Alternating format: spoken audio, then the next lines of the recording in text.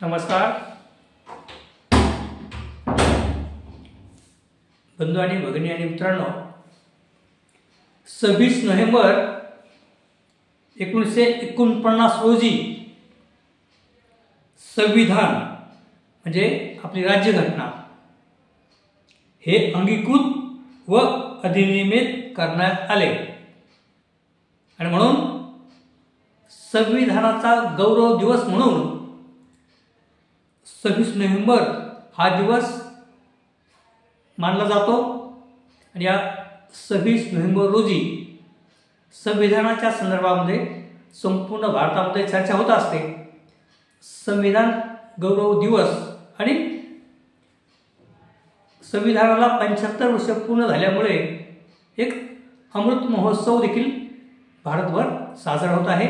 आणि भारताचे सर्वोच्च नेते म्हणजे माननीय नरेंद्र मोदी साहेबापासून तर सर्व पक्षाचे विरोधी पक्षनेते व अनेक जण या संविधानाच्या संदर्भामध्ये बोलत असतात आणि या संविधानानुसारच आपल्या भारत देशाचा राज्यकारभार या ठिकाणी सुरू आहे, चालतो आहे।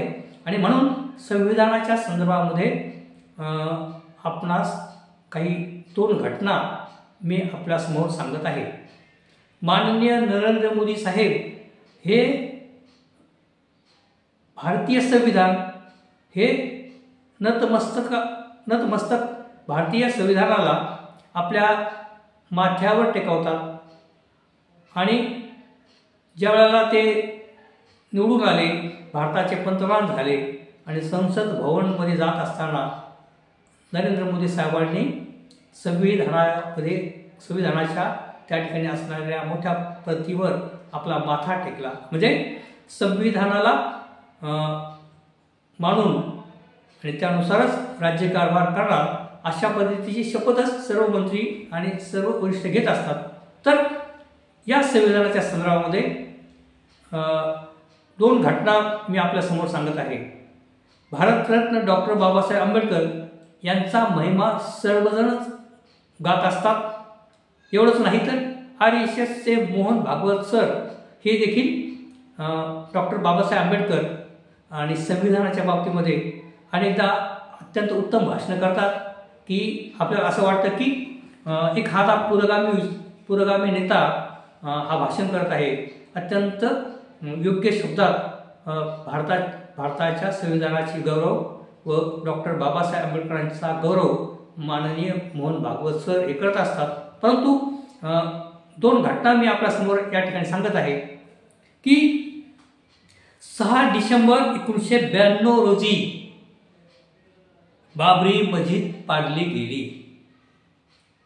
6 डिसेंबर 1992 पासून लोक विचारत आहेत की बाबरी मस्जिद पाडण्याचा जो प्रोग्राम होता, बाबरी मस्जिद पाडण्यासाठी जे संयोजन होतं किंवा बाबरी मस्जिद पाडण्यासाठी त्या ठिकाणी जो जमाव जमला होता, त्यावेळेला विश्व हिंदू परिषद ही अग्रगण्य व RSS म्हणजे राष्ट्रीय संघ आणि त्यांच्या शेकडो संघटना, विशेषतः बजरंग दल असेल किंवा विश्व हिंदू परिषद असेल, अशा अनेक संघटना यांच्या माध्यमातून आणि RSSच्या नेतृत्वाखाली आणि भारतीय जनता पार्टी असेल आणि त्यावेळेला शिवसेना देखील, बाळासाहेब ठाकरे यांची शिवसेना देखील त्या बाबरी मस्जिद पाडण्यामध्ये अग्रभागी होते। आणि म्हणून त्यापासून काही लोक असे प्रश्न विचारतात की नेमके 6 डिसेंबरलाच बाबरी मस्जिद का पाडली गेली?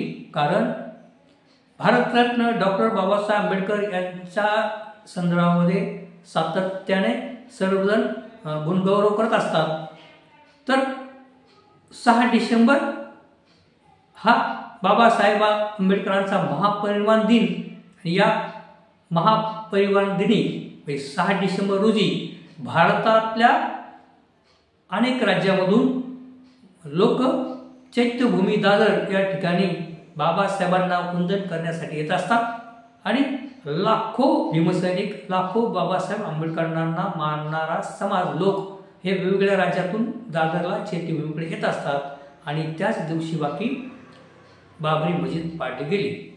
बाबरी मस्जिद पाडण्याच्या संदर्भामध्ये वादविवाद अनेक गोष्टी झालेल्या आहेत. ते सगळं प्रकरण संपलेले आणि अयोध्याचं मंदिर देखील उभं राहिलेलं आहे. तो प्रत्येकाला त्यांचा अधिकार आहे त्या गोष्टीचा, त्याबद्दल आपल्याला काय म्हणणं नाही. परंतु नेमकी 30 तारीख का निवडली असा प्रश्न उपस्थित लोक करतात. कारण 6 डिसेंबरमध्ये खरं म्हणजे बाबासाहेबांना मानणारी जनता 6 डिसेंबरला जी येते ते अत्यंत शांतपणे येतात आणि शांतपणे निघून देखील जातात बाबासाहेबांना वंदन करून. तेव्हा त्या ठिकाणी 6 डिसेंबरच्या नंतर 2 दिवसाच्या नंतर दंगली सुरू झाल्या मुंबईमध्ये आणि भारतातल्या अनेक शहरांमध्ये मोठ्या प्रमाणात मुंबईमध्ये देखील दंगली सुरू झाल्या आणि त्या ठिकाणी येणाऱ्या लाखो भीम अनुयायांना त्याचा त्रास झाला किंवा परंतु भीम अनुयायांनी शांतपणे आपापल्या ते गावी गेले, घरी गेले. परंतु असं म्हणणं आहे की नेमकी 30 तारीख निवडून RSS किंवा भाजपा किंवा ज्या हिंदुत्ववादी संघटना आहेत त्यांना काय साध्य करायचं होतं की नेमकी 6 डिसेंबरच ही का निवडली गेली. दुसरं महत्त्वाचा मुद्दा असा आहे की आता पहा, आत्ता अगदी ताजी घटना हे 4 दिवसाची 2 दिवसाची की हे 26 नोव्हेंबर हा संविधान गौरव दिवस पाळत असतानाच त्या अगोदरच म्हणजे 25 नोव्हेंबर 2025 रोजी अयोध्या या ठिकाणी माननीय पंतप्रधानांच्या हस्ते भगवा ध्वजाचं ध्वजारोपण झालं आणि त्या माननीय पंतप्रधान व माननीय राष्ट्रीय संघाचे प्रमुख मोहन भागवत सर यांच्या हस्ते तो अतिविशाल कार्यक्रम त्या ठिकाणी साजरा झाला आणि भगव्या ध्वजाचं ध्वजवंदन नेमक्या 25 नोव्हेंबर रोजीच करण्यात आले. कारण 25 नोव्हेंबरच्या तो जो अयोध्यामध्ये कार्यक्रम झाला खरं म्हणजे राम मंदिराच्या उद्घाटन समारंभात देखील माननीय पंतप्रधान आणि त्यावेळेला सर्व हिंदुत्ववादी संघटनांनी अतिविशाल कार्यक्रम केला.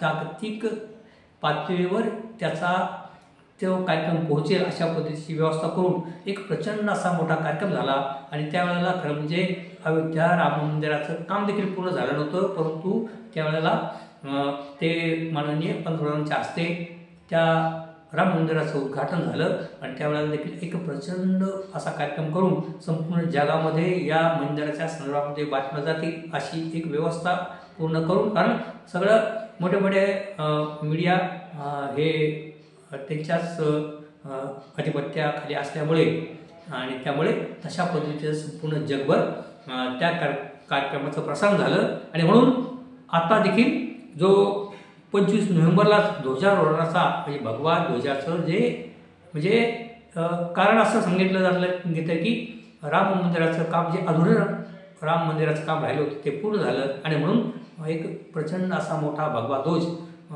त्या तिथे अयोध्यामध्ये असणाऱ्या अत्यंत सुंदर भव्यदिव्य अशा राम मंदिरावर तो ध्वज फडकवण्यात आला आणि त्याचा देखील एक मोठा कार्यक्रम झाला की जेणेकरून आज 26 नोव्हेंबर रोजी भारतीय संविधानाच्या संदर्भामध्ये गौरव देऊन साजरा करत असताना आणि भारतीय संविधानाच्या संदर्भामध्ये चर्चा होत असताना त्या बातम्या बाकी फक्त राम मंदिराकडे आणि अयोध्याकडे वळवल्या जाण्यासाठी किंवा तशा पद्धतीने एक संपूर्ण वातावरण एक राममय, हिंदूमय आणि अयोध्यामय आणि मोदीमय आणि भागवत साहेब RSS या संदर्भामध्ये सातत्याने त्या गोष्टीची चर्चा होण्यासाठीच की काय नेमक्या 26 नोव्हेंबरच्या अगोदरच 25 नोव्हेंबरला हा ध्वजारोहणाचा कार्यक्रम त्या ठिकाणी संपन्न झालेला आहे. खरं म्हणजे भारतीय जो तिरंगा आहे त्या तिरंग्याचं महत्त्व कमी करून किंवा भारतीय तिरंगा यापेक्षाही भगवा ध्वज महान आहे, मोठा आहे अशा पद्धतीचं वातावरण निर्माण करण्यासाठी की काय हा कार्यक्रम केला गेला असं म्हणण्याला वाव आहे असं अनेक तज्ज्ञांचं किंवा अनेकांचं असं म्हणणं झालेलं आहे. तेव्हा अशा पद्धतीने एका बाजूला भारतरत्न डॉक्टर बाबासाहेब आंबेडकरांच्या नावाचा जय जयकार करत असताना अनेकदा भारतीय संविधानाच्या विरोधामध्ये प्रोग्राम केले जात आहेत. हे बाकी अधोरेखित होतं. कारण मी नेहमी म्हणत असतो की RSS राष्ट्रीय शिवसंघ ही भूतावीळ संघटना नाही, ही घाईघाईमध्ये कुठलेही कार्य करणारी संघटना नाही. तर RSS किंवा राष्ट्रीय शिवसंघ ही संघटना अत्यंत प्रदीर्घ काळाचा विचार करते, 100 वर्षाचा 150 वर्षाचा विचार करते. आणि त्यांचा जो अजेंडा आहे, हिंदुत्वाचा अजेंडा आहे, त्यांना जे हिंदुस्थान बनवायचं आहे, हिंदू राष्ट्र बनवायचं आहे, आणि त्यासाठी जे प्रोग्रामाची आखणी असते आणि ती अत्यंत नियोजनबद्ध केली जाते. आणि त्यासाठी भारत सरकार देखील त्यांच्या पाठीमागे असल्यामुळे तशा पद्धतीचे कार्यक्रम होतात असं म्हणण्याला वाव आहे. कारण की एक अत्यंत प्रदीर्घ काळाचा विचार करून आणि जनमानसावर सातत्याने एक गारुड करणे अशा पद्धतीचं नियोजन हे RSS सातत्याने असतं. आणि त्याचबरोबर बाबासाहेबांचं नाव देखील सातत्याने घेत राहायचं आणि त्याचबरोबर संविधानाचं देखील नाव घेत राहायचं. परंतु संविधानाच्या चौकटीमध्ये न बसणाऱ्या गोष्टी सातत्याने करत राहायच्या, हे देखील आतून कामं चालू असतात. आणि संविधानाच्या विरोधात बोलणारी RSS मधली माणसं असतील किंवा भारतीय जनता पार्टीमधली काही माणसं असतील, त्यांच्यावर बाकी कुठलीही कारवाई होत नाही, हे देखील या ठिकाणी आपल्याला जाणवते. तेव्हा बंधू आणि भगिनींनो आणि मित्रांनो, अशा पद्धतीचं व्हिडिओ घेऊन मी आपल्या समोर येत असतो. आपल्याला काय वाटतं या संदर्भामध्ये की 6 डिसेंबर रोजीच बाबरी मस्जिद पाडली गेली. महापरिनिर्वाण दिनाच्या दिवशीच बाबरी मस्जिद पाडली गेली आणि आता संविधान गौरव दिन 26 तारखेला मोठ्या प्रमाणात साजरा होत असतानाच त्याच अगोदर 25 नोव्हेंबर रोजी अयोध्यामध्ये भगवा ध्वजारोहण करण्यात आलं. तर आपल्याला काय वाटतं या संदर्भामध्ये निश्चितपणे आपण कमेंट्स बॉक्समध्ये लिहा. अर्थात तो प्रत्येकाचा अधिकार आहे आपल्या धार्मिक उत्सव करण्याचा आणि त्या सगळ्या गोष्टी उत्सव करण्याचा प्रत्येकाला अधिकार आहे. परंतु एक टायमिंग महत्त्वाचं आहे, वेळ महत्त्वाचा आहे. आणि निश्चितपणे बाबासाहेबांच्या संदर्भामध्ये असणाऱ्या ज्या काही प्रतीक आहेत किंवा ज्या तारखा आहेत किंवा आहेत त्या दरम्यानच असे कार्यक्रम घेऊन एक वातावरण वेगळ्या पद्धतीने घेऊन जायचं असा देखील प्रयत्न होतो की काय. आपल्याला काय वाटतं निश्चितपणे तुम्ही माझ्या व्हिडिओच्या कमेंट्स बॉक्समध्ये लिहा. बंधू आणि भगिनींनो, अशा पद्धतीचा व्हिडिओ घेऊन मी आपल्या समोर येत असतो. तर कृपया तुम्ही या व्हिडिओला लाईक करा. आणि आपण जर पहिल्यांदाच माझा हा व्हिडिओ पाहत असाल तर माझ्या सम्यक क्रांती यूट्यूब चॅनल माधव गायकवाड या चॅनलला आपण सबस्क्राईब करा ही विनंती. धन्यवाद.